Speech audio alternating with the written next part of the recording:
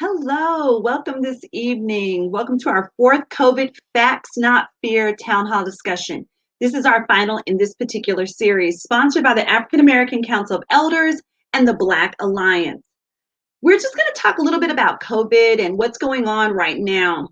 Currently, with regard to the pandemic nationwide, there are about 19 million cases with about 332,000 deaths at this point.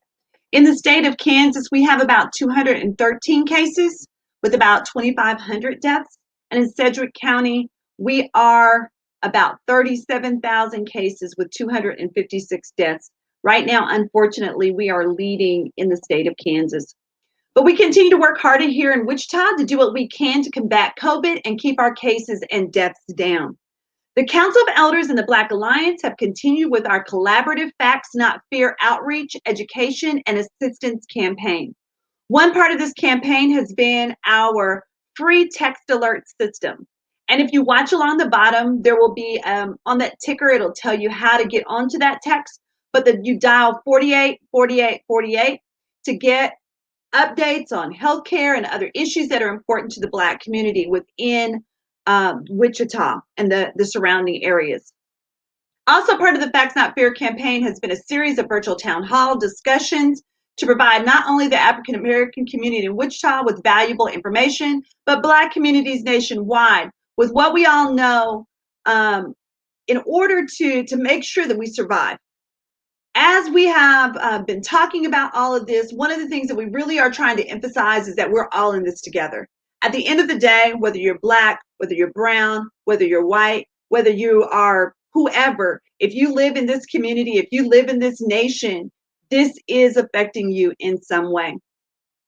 Last week, we discussed the effects of the pandemic on mental health in our communities, and tonight, with the introduction of several COVID vaccines, we want to discuss the very serious issue of should Black and brown people take the COVID vaccine, why or why not? Tonight, we have a couple of panelists on for you. Our first panelist is Dr. Rita Stanley. We talked to her last week.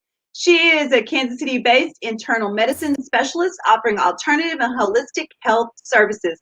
Welcome, Dr. Stanley. Thank you. Good to be here. Next, we have Dr. Reagan Dehart. She is a family practice physician with the Grace Med Health Clinic here in Wichita. Good evening. Welcome, Dr. Dehart. Thank you. All right. We also have Dr. Maurice Duggins. He is a family physician with Ascension Via Christi Medical Center in Wichita. Welcome, Dr. Duggins. Thank you, Van. It's good to be here.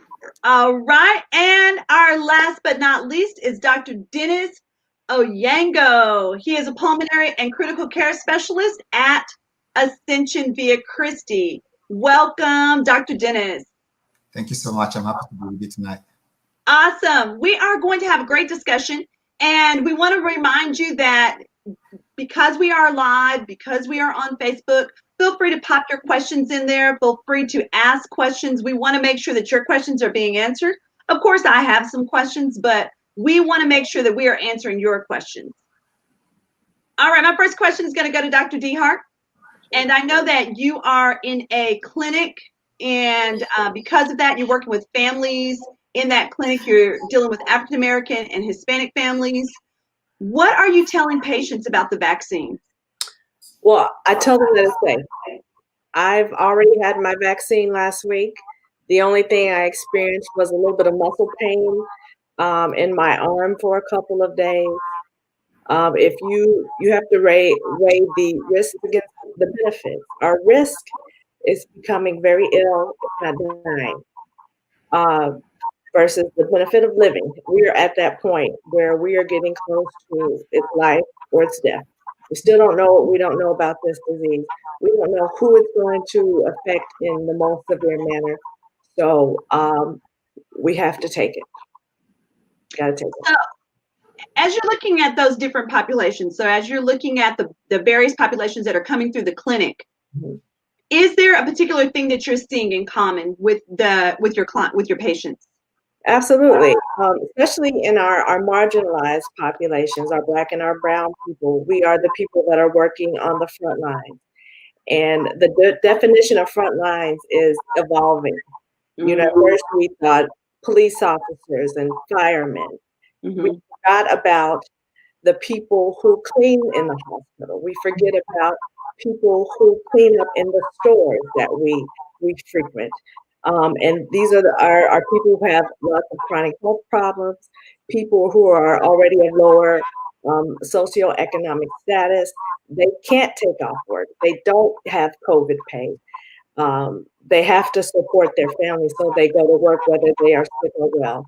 And these are the populations that I serve. These are the populations who are at greatest risk right now. Thank you. Thank you. I do agree that when we started to look at that ideal of frontline workers, when we started to look at who are the people that are out there, we didn't think about the people that are getting our groceries, the people that are cleaning, the people that are doing some of those jobs that we don't think about, that are kind of undercover. But if they weren't doing them, we would have real issues. Getting the things that we do every day done. Even that person that's picking up our trash, because you know there's some level in which there can be some contamination there. And so I think those are people that we haven't thought about. And so I appreciate you bringing that up. Dr. Onyango, I understand that you at some point did contract the virus, correct? So kind of tell us a little bit about what that experience was like for you. You know, I think fevers and sweats and muscle aches, you know, which is like, I didn't know what it was initially. You know, I thought, you know, it was just something coming along, tried to shake it off. But the week before, I'd been taking care of a patient that was very sick, and I thought I'd been exposed to him. After 1 week of muscle aches and sweats, that's when I started having a cough and shortness of breath. And it was scary. The biggest thing was the anxiety of not knowing, you know, what to expect. And given my practice, I'd seen a lot of patients suffer and die from it. And so I was also anxious, you know, that the same before me. And so it was a very trying moment, at least 3 or 4 days when I thought I was, you know, the most sickest, with a lot of cough and shortness of breath. And then slowly things started getting better. You know? And it was a relief, you know, that I felt like I was getting better after maybe a week or two. Wow. So as you think about that, was anybody else in your household affected? No, not really. Fortunately, you know, I live away from my family. My family is in Kansas City, and I live in Wichita. And I went to visit them. But by the time I was visiting them, I was having symptoms. But I didn't know it was COVID at that time. So I mean, I was interacting with them as usual. And then when I came back, that's when I tested positive. But luckily, I think by the time I was showing up there, I was probably not as infectious. So all the them were all negative. So it was a relief for me that all of them got negative. So I didn't expose anyone, at least to my family. So do we see that as being an issue in the fact that because the symptoms are so similar to the things that we would have going on in the fall anyway?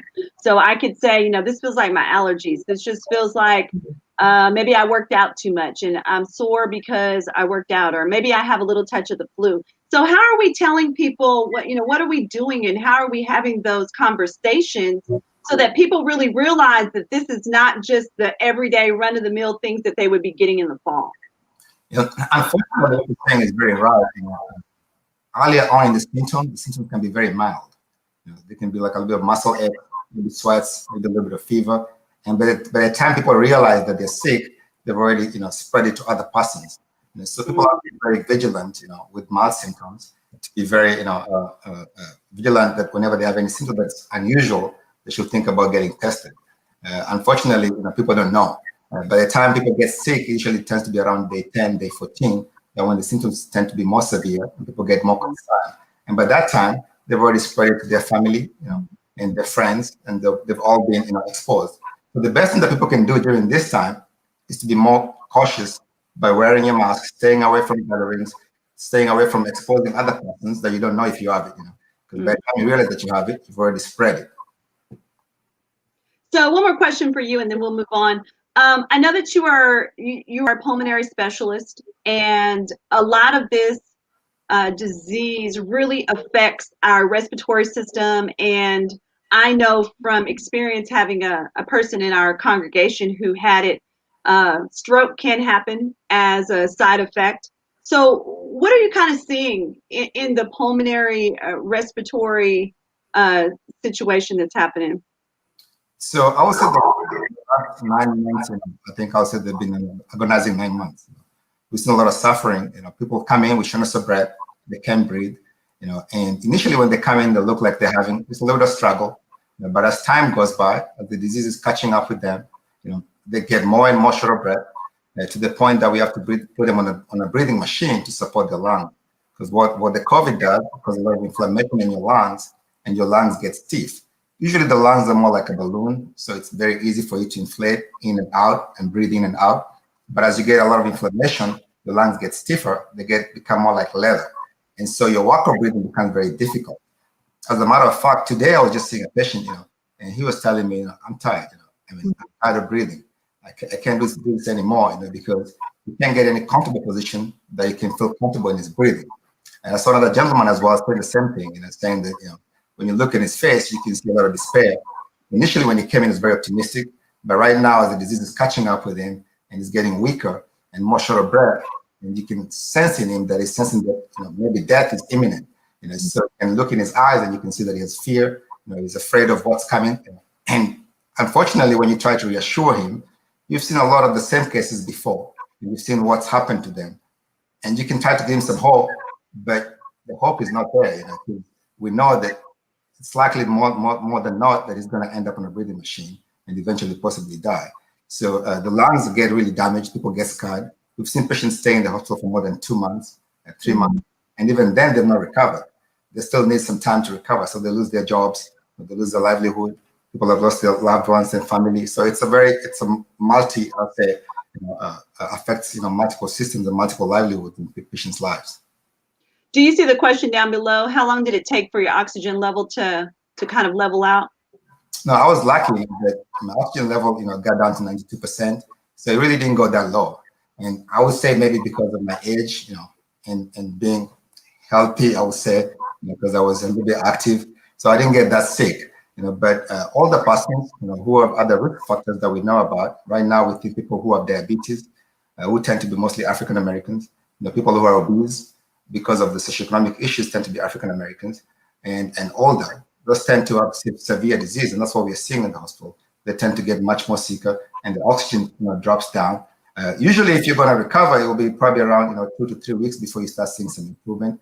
But I've seen patients be sick for like 2 or 3 months. So, wow, Dr. Stanley, I see you saying yeah. What are you seeing? I know that you're in that Topeka, Kansas City area. What are you seeing happening? No, I'm not on the front line, so I'm not in the hospital. I'm not in the ICU.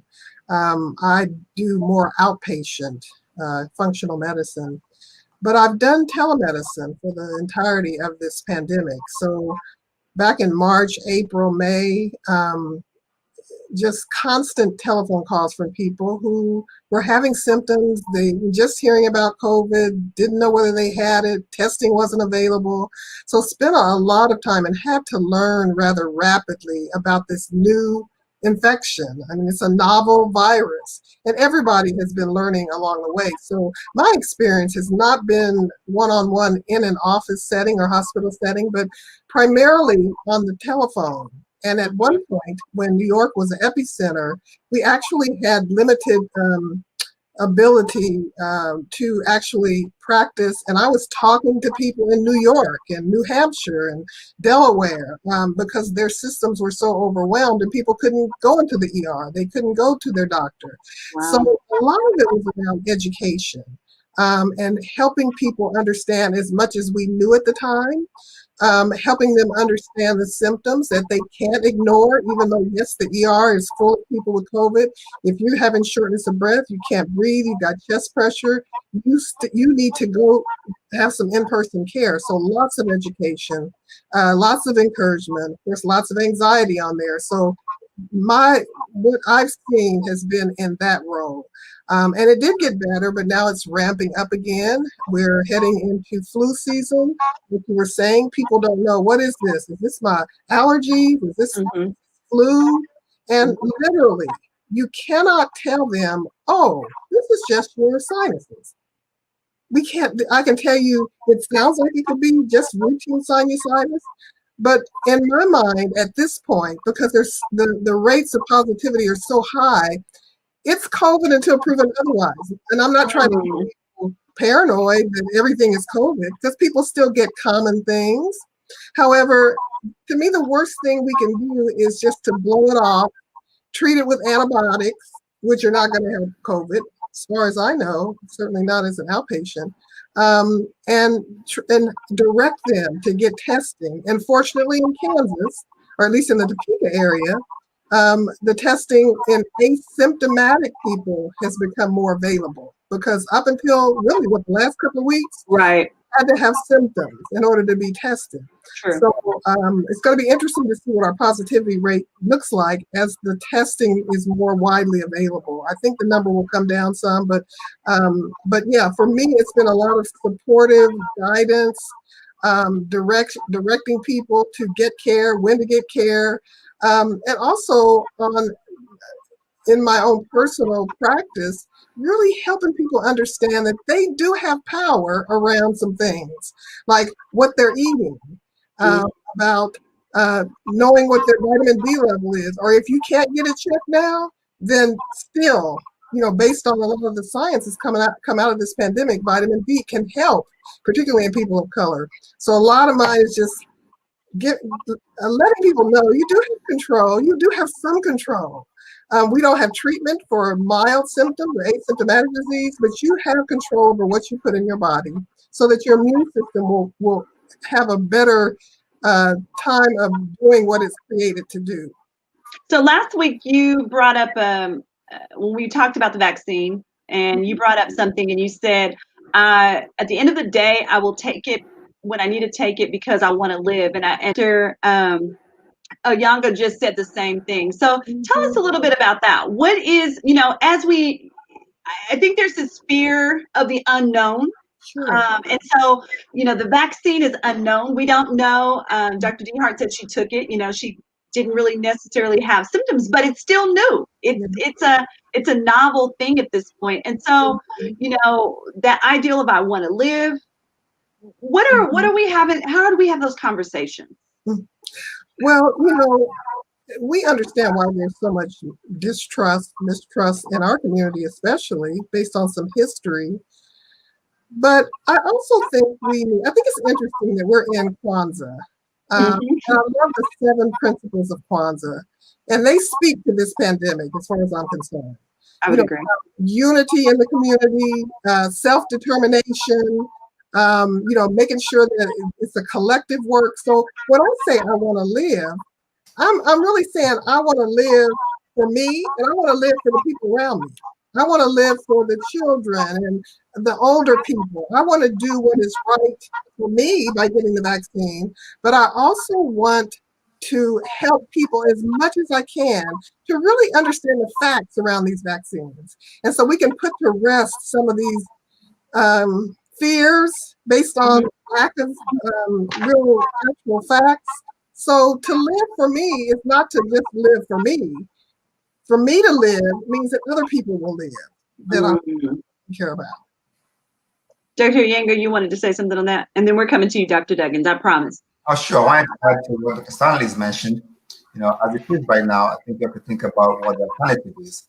And the alternative, what we have right now, is that we have no effective treatment for COVID-19, COVID-19 disease. So then when you look at the way people are suffering, and that, like I told you about the gentleman that I saw today, I'm sure if I offer them a vaccine, they'll be willing to take it. And even right now, I think since March or maybe April, we've been giving people some kind of sort of vaccination that we're using. It's called passive vaccination, passive vaccine. What we're doing is we're taking patients' plasma that have recovered and giving it to patients who are sick. Unfortunately, that does not work very well, because by the time you're giving it to you, you're already sick with the disease. So it's better to train your body before you see the disease. And so by the time it's coming towards you, at least you can fight it off. So the vaccination idea has always been there, and we've been doing it, already, but it's very ineffective what we're using. So what we have right now that's coming up, I think it's the best vaccine so far, that we should be running to. Thank you. So, Dr. Duggins, I saw you on Facebook the other day. You got your vaccination, and you were getting it on Facebook. Tell us about that. Yeah, I being in one of the frontline people, I figured I needed to go ahead and get my vaccine. It's not just for me, but to help protect the people around me, my family, and my community. The community itself needs to have an example that it's a safe vaccine to be taken. And if I'm going to put myself out there to take it, hopefully they'll recognize that it's, if I think it's safe, that hopefully they'll think it's also safe. It's been tested with thousands of people, and it has demonstrated good efficacy. So we just needed to get enough people comfortable with the idea of being vaccinated instead of dying from COVID, like so many have already. We unfortunately have too many African Americans dying disproportionately from COVID. Again, as Oyengo said earlier, and as Dr. Stanley and Dehart alluded to, there's a disease process that affects us disproportionately. There is the fact that we also have so many people that work in the service industry and essential workers as well. So it's important for us to get the vaccine as soon as we have it available. I was recently informed that they're bringing it into the community through some of the FQHC centers that we have, the federally qualified health centers that we have in the community. So that's good, because I think that will also get more people vaccinated. So did you have any side effects? My only side effect was the following day, I felt some soreness in my left arm where I got the shot. Beyond that, nothing. It was all good. It's from other than the soreness and the deltoid. So I was good. I didn't have any weakness. I didn't have any slowdown in my work activities. I never got a fever, nothing of the sort. I just went along with my regular daily activities. Okay, so here's what we're going to kind of open it up. I'm going to just ask some questions because I want us to have a little bit more discussion. Okay, there is this whole concept that when you get a shot, when you get a vaccine, that they're giving you the disease. Is that true? No, not really. The vaccine, there's different kinds of vaccine. But this vaccine, what they're doing is they're giving you a protein that's similar to what, it's kind of a precursor to a protein that's similar to the virus. So your body then gets trained, by seeing this protein, which mimics the virus protein, and then your body then can learn with time to fight the virus when the virus comes through. The protein that we're giving you is the most important part of the virus. So when your body sees that, you can at least learn how to fight it. If they're talking about getting a virus, the flu vaccine is a virus that's being weakened. So if you get like a nasal spray, that's a live virus. And we've been giving people the flu vaccine for a long period of time. And so there is a difference between how the flu vaccine works and how this particular vaccine works. That's correct, because this vaccine is not a complete bacterial virus for that purpose. It's just part of a protein on the virus itself. So it's not going to multiply in you, or you cannot spread it to someone else if you got it. So it's totally different compared to the flu vaccine or even the polio vaccine, which actually, if you got it, you could easily spread to someone else.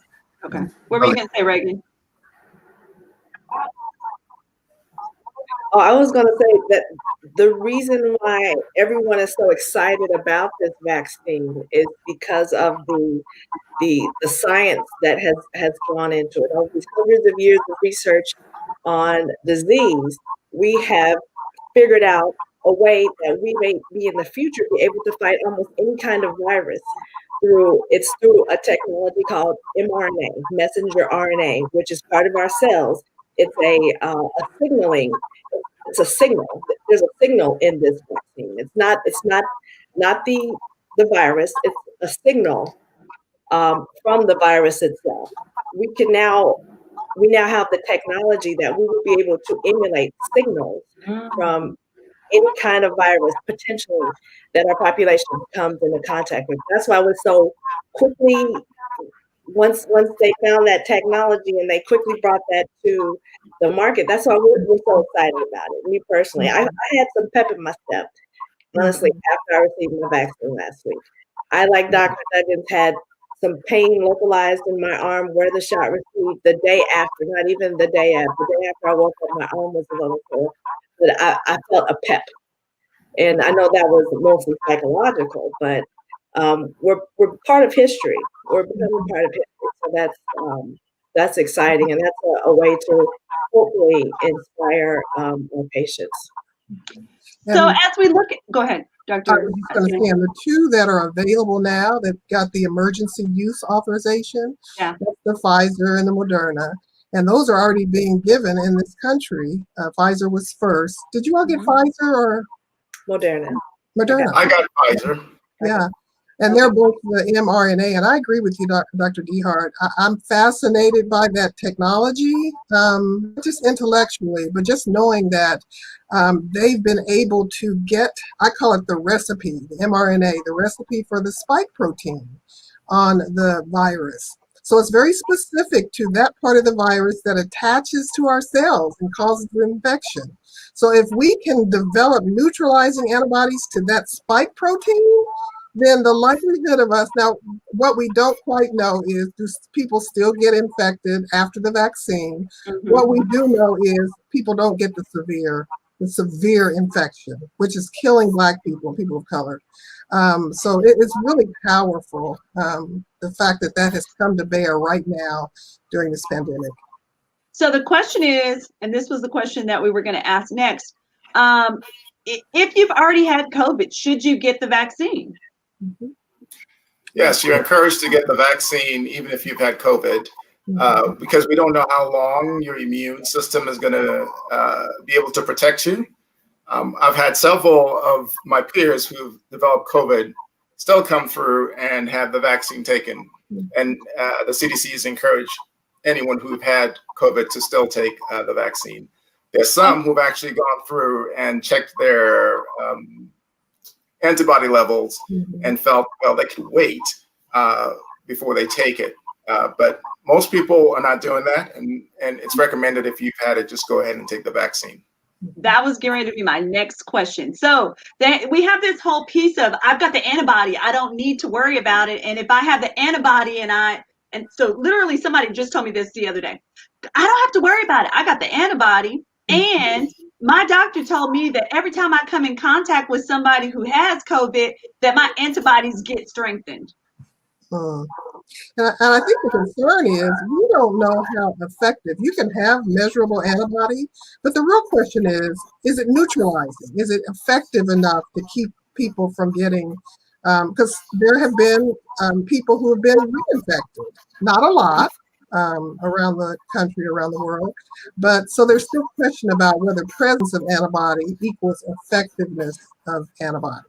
And the other issue is, people don't know how long the antibodies are going to be around to protect you. I mean, initially we thought it was 3 months. People say maybe 6 months. So it's not really clear, how long those antibodies are going to be around to protect you. So with the vaccine, at least you're given at least the same thing, 3 months or more, before the protection can wear off. So you all took the vaccine. Do both of you need to get a second dose, or which needs a second dose? Both of them. Pfizer Both of them. Okay. And so how quickly do you take that second dose? 3 weeks for the Pfizer vaccine and 4 weeks for the Moderna vaccine. Yes. But everyone has to get 2 injections, recommended. However, from your immune system is activated from the first injection, and it's actually building up those antibodies from the first injection. The second is like a booster to just get it over the top, increase the efficacy of protection for you. Yeah, so go ahead, Dr. Stanley. The studies have shown that even after 1 injection of Pfizer, I think there's 50%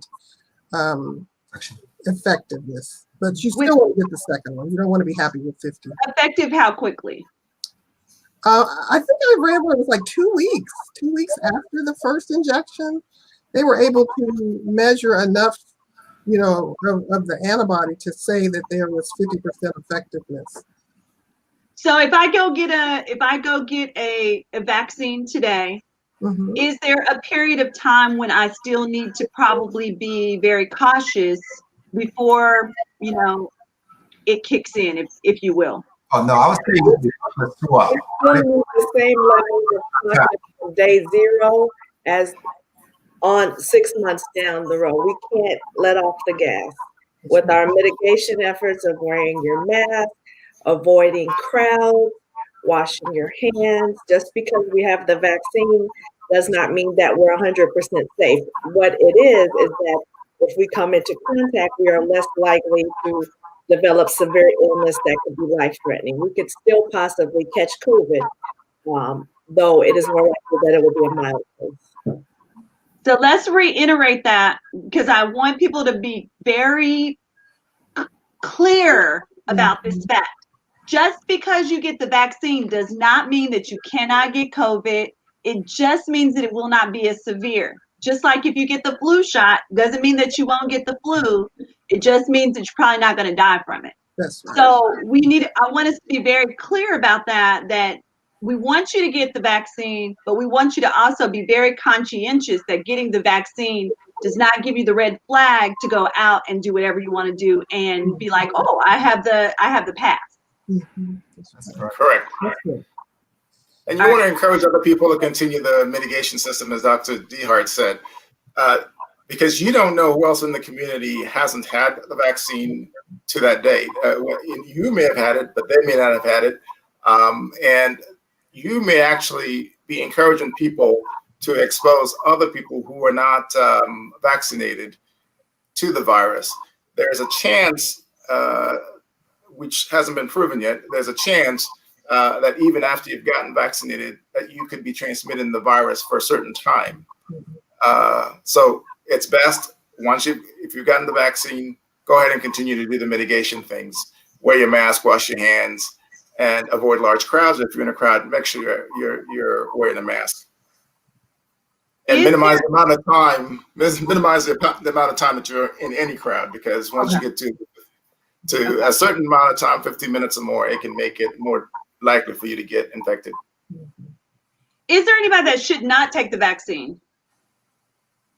Yeah, so I think the first that I will think about is in the studies that were done, there's some people who are definitely excluded from the studies, and what comes to mind usually is people who are pregnant, or expecting, so for those persons, I would say that they should not necessarily get it, but you have to discuss with your doctor based on your risk factors, because you could be at high risk, from dying from it. And so you have to make a decision as to whether to get the vaccine or not. And if you have diabetes, you're obese, those patients seem to do worse with COVID. So I think it would be better for you to discuss with your doctor first before thinking about getting it or not. But definitely people who are pregnant were not involved in the study. So this will be the first category I would say they should not get it. The other category is younger persons who were studied were more than 16 years of age. So young persons were not studied in this study, so they're not also eligible for this vaccine so far. Okay. Anybody else that we would say needs to? Someone asked if they have COPD, should they get it? Oh yeah, definitely. COPD is one of the high risk categories. People who don't fare very well if they get the disease. So definitely, if you have COPD or any lung disease or diabetes or heart failure, you need to get it. If you have concerns, because of your disease, the best thing is just to call your doctor and discuss the options, and see if you should get it or not.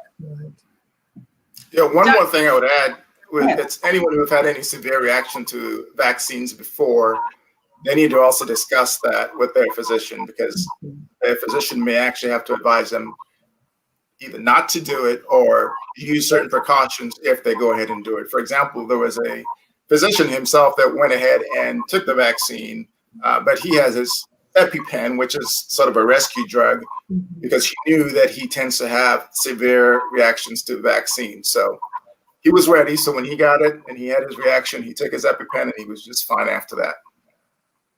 So that was one of the questions that came up, is if you have allergies, should you take it? And so again, seeking your physician and looking at what your particular allergy is would be the most prudent thing for you to do. That's correct. Okay, so there's a question, and Dr. Stanley, this is in your lane. They said, what can we do? What should we be eating? What should we be taking to boost our immunity? And I know that you are a huge proponent of food as medicine. Yes. So talk to us a little bit about that. What should we be doing? What should we be eating? What should we be taking right now to boost our immunity? Sure. And, most people know what I'm going to say intellectually. We've heard this. But there are certain things that your immune cells are either going to benefit from or it's going to be a detriment. And I'll say sugar, simple carbs. Sugar, actually, there's a couple of things. It actually blocks the uptake of vitamin C into the immune cells. And we know that our immune cells. So the more sugar and simple carbs that you have, it's going to make your vitamin C less effective in supporting your immune cells. So, and we always are, during this pandemic, comfort food has been comfortable for us, but it has been a detriment because the more we eat comfort foods, the more inflamed we become, because sugar causes inflammation. COVID is an inflammatory disease because when you look at the immune system is beneficial because it creates inflammation. When we see patients get deathly ill, it's not because the immune system wasn't working sometimes. It's just that for some people, it's like our immune system dysregulates. So in the process of trying to kill the virus, it produces a lot of different cytokines and things that are detrimental to the human body. So I start with sugar. Sugar should be limited as much as possible. Certainly, eating green, leafy, we know this intellectually. Eating vegetables and fruits, limited fruits, because you can get in trouble with that sugar. And I know some people don't have ready access to that. But I think that all of us can do better, even if it's just limiting, drinking more water, getting more rest, getting 7 to 8 hours of sleep. Those things that we think are not important are extremely important. And for people of color, again, I can't overstate this. You absolutely must support your vitamin D level. And right now, it's not a perfect scenario. Some people can't get the levels measured. But you can assume if you are a person of color with pigment in your skin, your vitamin D level is less than 50. I can only tell you my experience with hundreds of patients in my functional medicine practice. I don't think I've ever seen a person of color have a good optimal vitamin D level. And one thing that this pandemic has revealed, and now there are studies that have come out of this pandemic that demonstrate the association of low vitamin D with not only getting infected, but in severity of COVID disease. And so, I'm not going to use the word treatment, although there's a couple of studies that use that word. But I can't tell you if you don't do anything else, support your vitamin D. But certainly you can make some dietary and other lifestyle changes. Dr. Dehart, you're shaking your head. Are there any other things that you would suggest? You're muted, baby. Yeah, I agree with all of those things. And one thing we said is about our access to, healthy foods. And like this disease has really brought to light the disparities between the haves and the have-nots. In the population that I work with, you can't even always say between, black and brown and white. It's between the haves and the have-nots. In our population, they don't always have access to healthy foods. They're foods that they eat things out of a box. And those are the foods that are highest in those simple sugars and the high fat. They don't live in neighborhoods that are safe enough to get outside and exercise. We're in the dead of winter where there's no sunshine and access to sun to activate our vitamin D. So the most simple thing that I've been able to tell people is stay away from the fast food and at least take a multivitamin. That's and drink more water. Stay away from alcohol. Try your best to stop smoking. And so we have to give each other grace. And people, all we can do is the very best we can do. So if the best you can do is to take a vitamin and get outside and walk up the block and back home, a few days of the week, please do that.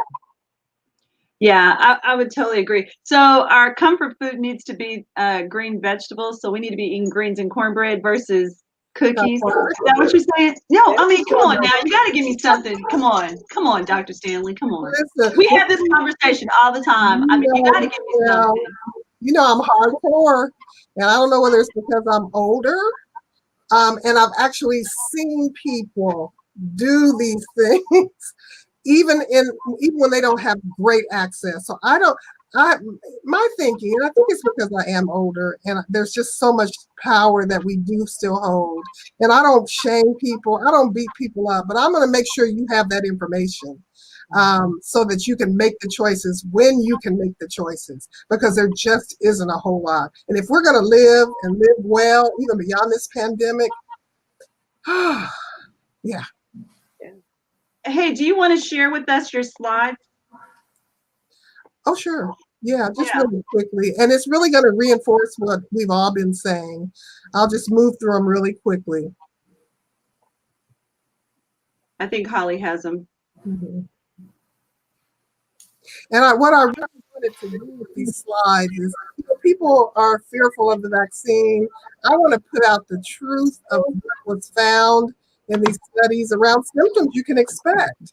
Symptoms that you can expect that are common, that you don't have to be scared of, because the symptoms really reflect your immune system responding to the actual spike protein that's being produced in your body.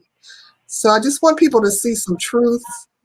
I'm a visual learner, and I'll move through. This is just a reminder, this slide, of how much more Blacks, African American, Hispanic, Latinx, how much more frequently, and Native Americans actually die from COVID. So this, I would say 3%, 3 times as much mortality in the African American community. Next slide. And this is just a comparison, just a real quick glimpse of, we've talked about the mRNA vaccine and how it works. I compared Pfizer and Moderna, and again, the 2 doses. Pfizer 21 days apart, Moderna 1 month, 28 days apart. And Pfizer had participants 16 years and older. Moderna had participants 18 years and older. But both of them were found to be 94 to 95% effective after 2 doses, and at least 50% after only 1 dose. Both of them have gone through rigorous safety assessment and received their emergency use authorization and are being used. And a lot of people say, oh, it was so fast, I don't trust it. Well, you have to know that, just like Dr. Dehart said, there was science going on behind the scenes way before this pandemic that made use of mRNA seemingly happen fast. But you have virologists that have been working on the mRNA for years. It's their life work. And also the phases 1, 2, 3, the 3 phases in the trials, they were stacked. So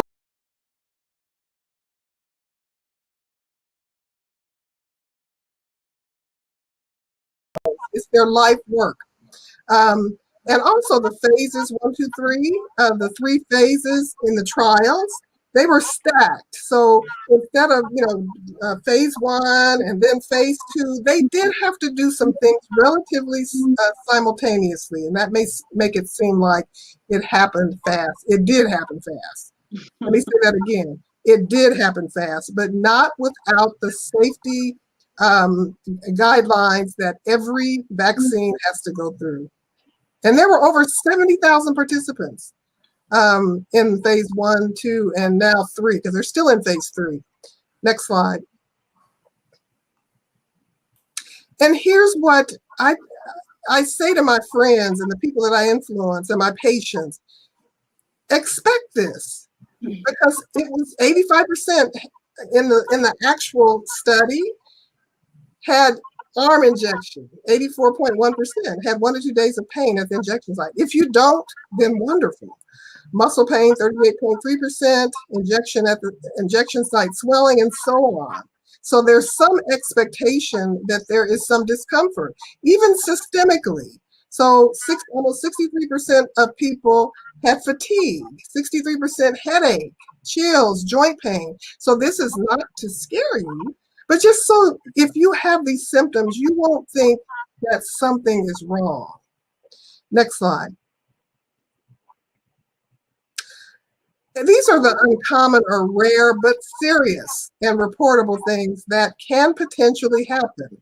Anaphylaxis, and we've seen several people already, I think with Pfizer, maybe one with Moderna, something called multisystem inflammatory syndrome, which is usually seen in children, that particular syndrome. Cases of COVID-19 after administration of the vaccine resulting in hospitalization or death. Shoulder injury, and this is right out of their brief, so I didn't make this up. Shoulder injury or syncope related to vaccine administration within 7 days. And there's even been a report of something called Stevens-Johnson syndrome. Uncommon, rare, serious, reportable. Next slide. And you asked this question, who are the high-risk groups? And they call these vaccine recommended, but with discussion and consent. So that's pregnant or breastfeeding women, people with autoimmune disease, people who are immunocompromised, either because of cancer or an autoimmune disease where they're on lots of medications. So over time, we're still gathering safety data. So as people are starting to get immunized, there will be younger children included in some studies. There will possibly be known pregnant and breastfeeding women who are included in studies. Right now, they were not intentionally included in the first phase 1, 2, and 3. So there is no blanket statement. Basically, you discuss and get consent from people who are considered in those high-risk groups.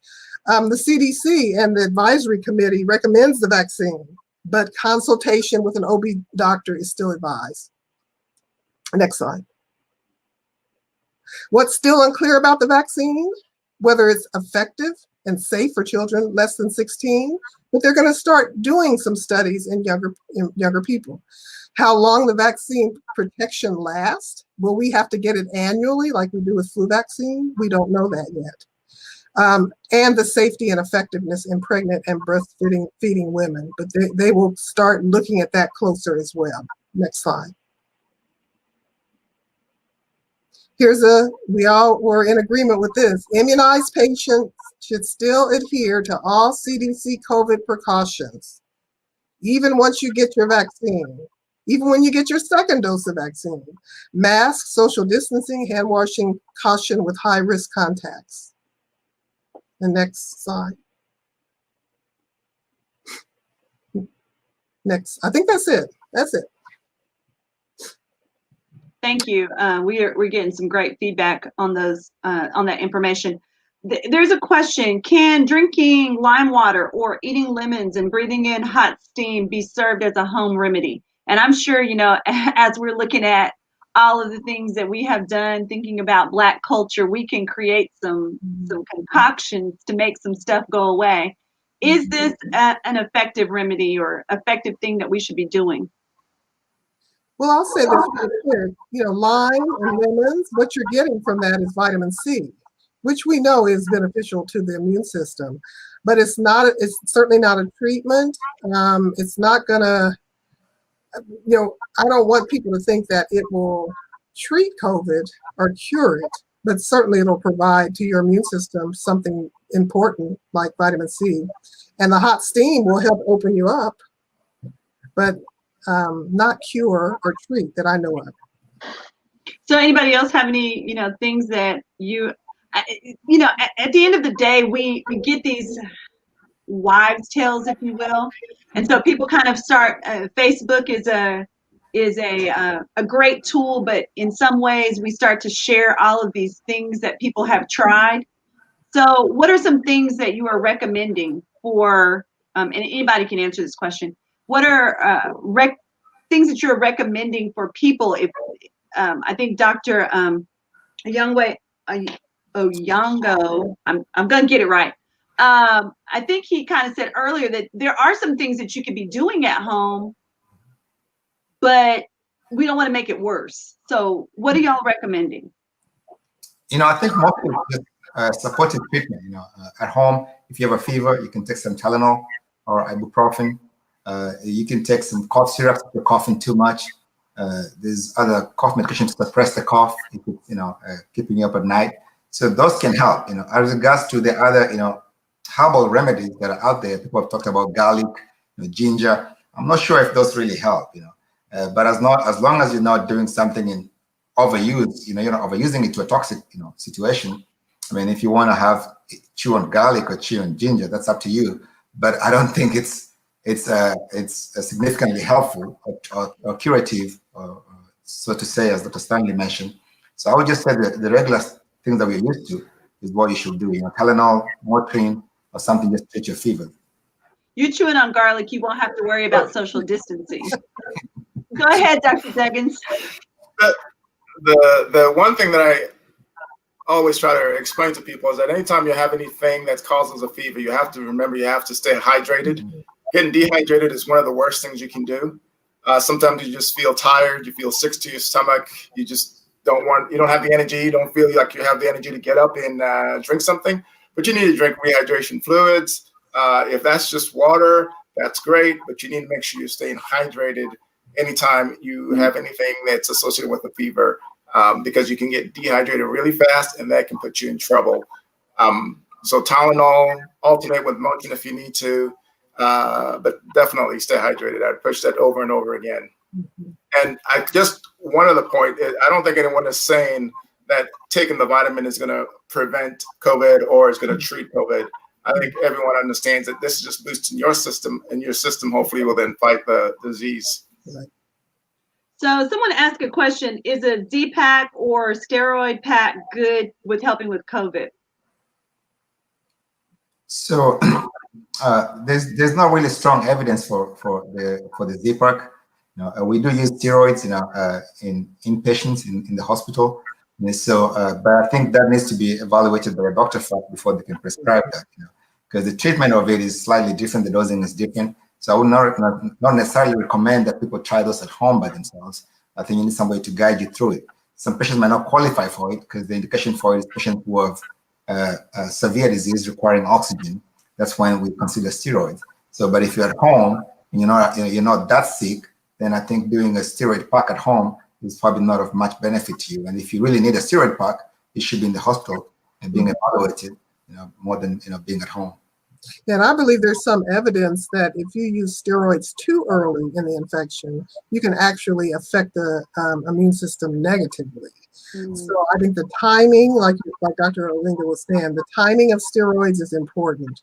And generally hospitalization and the dexamethasone, that's later or with more severe infection, as I understand it.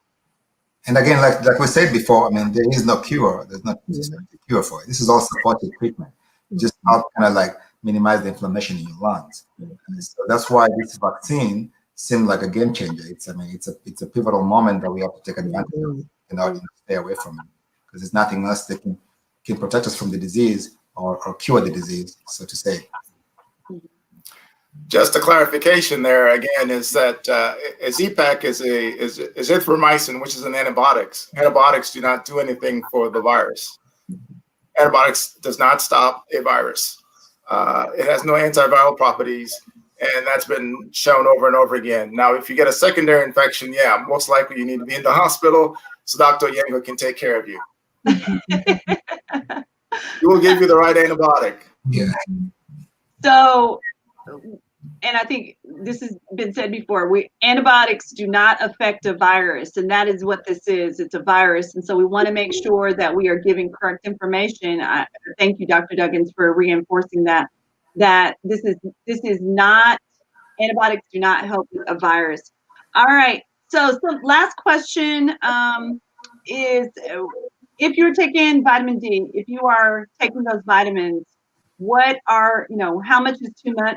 What should we be doing? I know Dr. DeHart said if you can't take anything else, then at least just take a multi. But if I'm trying to, you said, Dr. Stanley, you said that, most of us are vitamin D deficient. So what should I be doing? Well, ideally, you should have a baseline vitamin D level drawn. So, because that's what really guides dosage for vitamin D3. A lot of times people don't have that benefit. I don't advise not taking vitamin D because you can't get your blood drawn. Even if you started at 2,000 IU, and that may sound like a lot, but in my practice, where I do get a chance to measure and guide the dosage, my average client requires 5,000 IU just to even get close to 50. But that's my experience. So ideally, you want to be able to have it measured and then let that guide.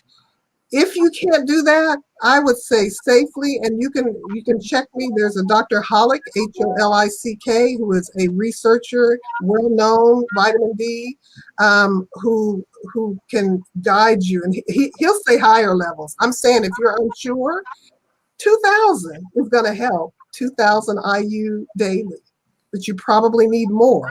But that should be guided by measurement. All right, we have 5 minutes left. So I'm going to give you all 30 seconds to tell us one last thing that you want people to know about the vaccine. Why should they go out there and take it, given the opportunity? Dr. D. Hartstart. It's safe. It's been proven to be safe. I would much rather have had a sore arm for a day and a half than to be calling my personal doctor to say I cannot breathe. Breathing is one of our most it's a function that we don't realize how important it is until we cannot breathe, until we see a patient who cannot breathe. So take the vaccine so we can breathe. Dr. Oyanga? I would say that, for us to stop the pandemic, as many people need to get vaccinated. There'll be numbers out there, maybe 70 to 80%. So as much as we are individuals, we are part of a community to get the vaccine. But we also have a responsibility to the nation to get a vaccine so we can stop the pandemic, without which, we're not going to achieve the control of the pandemic. So we have to, it's not that we don't want to be the weak link, in this pandemic, without getting the vaccine. Unfortunately, that's going to be the case, Dr. Duggins. Yeah, definitely get the vaccine. It's safe. It's been proven safe. Continue to do your workout. That's one thing that a lot of people don't stop to think about. Stay hydrated, in addition to the vitamins that you supplement your body with. That's important also. So get the vaccine because it's good for you and it's good for the community. It protects you and those around you. Dr. Stanley? Yeah, I agree with everything that's been said. We are in a tailspin. It is dire right now. And the only way we're going to get on the other side of this without hundreds of thousands or more people dying, particularly people of color, is if we get this vaccine. We have to do it for ourselves and for our community. Thank you all for participating. We appreciate you. On behalf of the Wichita African American Council of Elders and the Black Alliance, we want to make sure that we express to you, the community, how important it is for us to stick together. As someone mentioned, and Dr. Stanley mentioned earlier, we are in Kwanzaa. This is time for us to come together with collective work and responsibility. It is up to us to take care of the village. I also want to again mention that last week we discussed the impact that the pandemic had on mental health. So if you go to the Black Alliance page, it's not there yet, but it will be here in the next couple of days. We will have a mental health brief that you'll be able to download, that you'll be able to go on. There are resources both locally, statewide, and nationally for you to be able to get some information about mental health and things that you can do. There'll be some really nice little practices in there that you can do and use to make sure that you are staying on top of that. Again, www.wichitablackalliance.com or the Wichita Council of Elders Facebook page. And again, don't forget to use our text alert system by dialing 484848. This is Michelle Van, and we are so appreciative of you taking the time to be with us. Thank you to Roland Martin for live streaming. Without you, we would not be able to reach the amount of people that we have been able to reach. and we appreciate your platform for this discussion. Remember, we are on Facebook, we're on Periscope, we're on YouTube. Make sure that you go through, invite your friends, share with your friends. Even though we're over, there is a multiplicity of times in which Mr. Martin will share with you this particular show. And so we want you to make sure that you're sharing. Happy Kwanzaa, Happy New Year. Please stay safe, wear your mask, wash your hands, and stay away from other people. We love you, and we want to see you in 2021. God bless you. It's a fact. African Americans have higher costs, hospitalizations, and deaths from COVID-19. Come on, people, be smart. Avoid large crowds, wash your hands frequently, and mask up. Going to crowded bars right now, it is dangerous for you and the people that you love the most. Be patient. Those days will come back if we take extra caution for a few extra months. We've got this. Keep the holidays safe for every generation of your family. Protect them and protect yourself. Mask up.